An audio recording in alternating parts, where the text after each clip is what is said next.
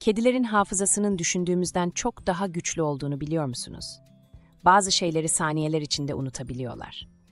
Ama bazı davranışlar var ki, onlar kedinin kalbinde bir dosya gibi açılıyor ve uzun süre kapanmıyor.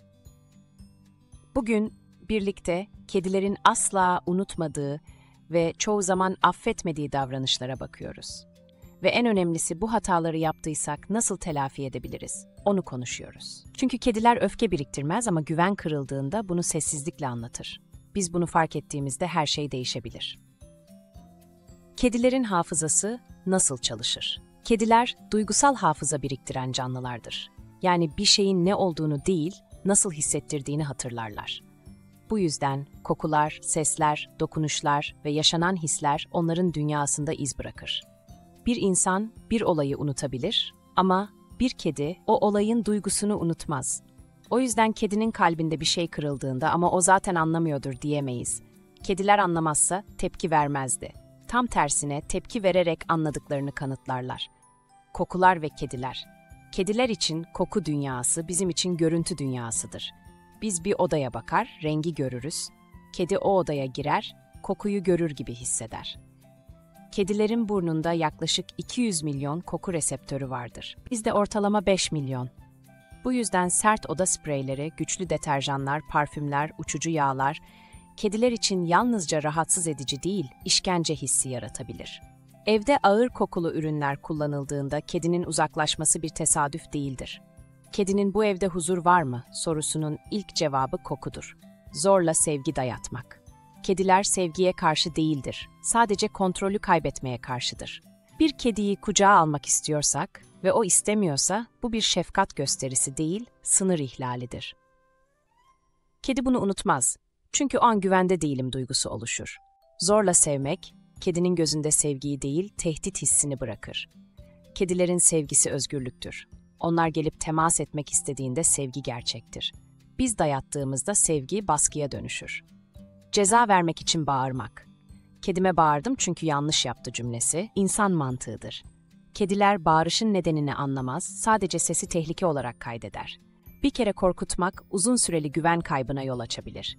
Çünkü kediler için ses tonu duygunun rengi gibidir.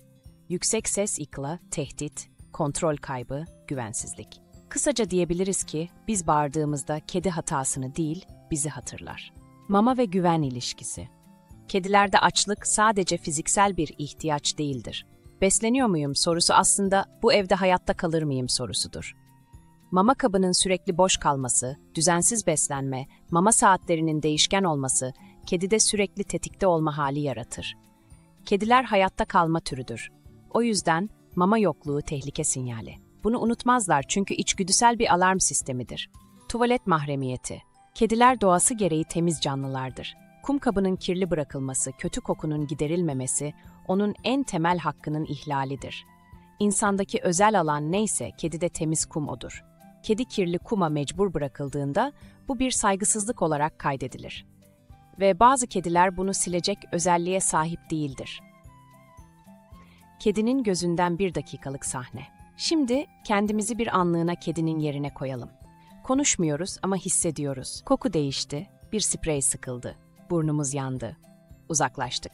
Biri bizi çok sevdiğini söyleyerek tuttu. Gitmek istedik ama izin vermedi. Bir gün mama kabı boş kaldı. Bekledik.